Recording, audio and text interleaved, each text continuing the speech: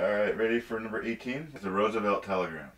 This one floored me. I put together everything I get my hands on into the Moral ABC, a nice Reader's Digest size book where you don't have to go blind.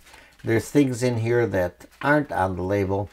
And one of them is a letter that he wrote to President Roosevelt.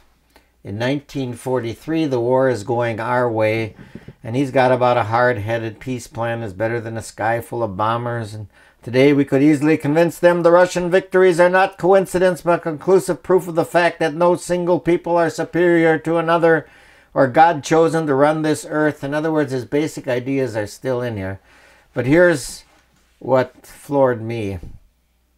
The last paragraph.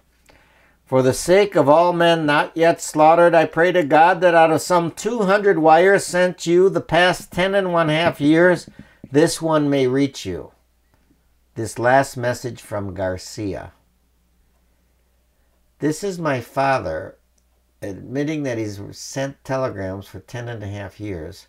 So if you go back from 43, it's now 1932. Dad has come over in 29. That means in 32 he was already writing the president.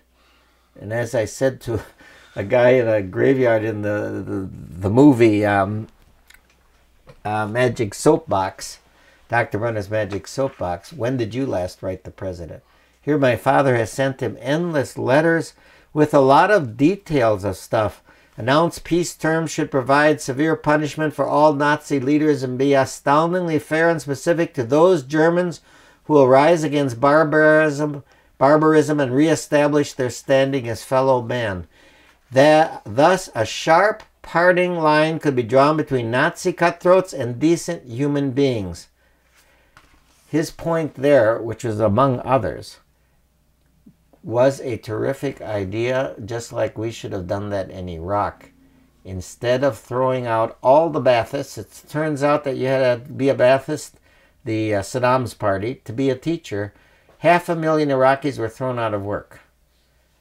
250,000 Iraqis in the army were sent home with no job but a weapon. And then we wonder what was screwed up after the peace. And here's my dad saying, and they did it right in Germany, they only punished the ones that were connected to the genocide, the others with the Marshall Plan and everything we helped. And this turned out to be a principle that Bush doesn't even come close to, from Abraham Lincoln, and it's on the label. The surest way to destroy your enemy is make him your sincere friend.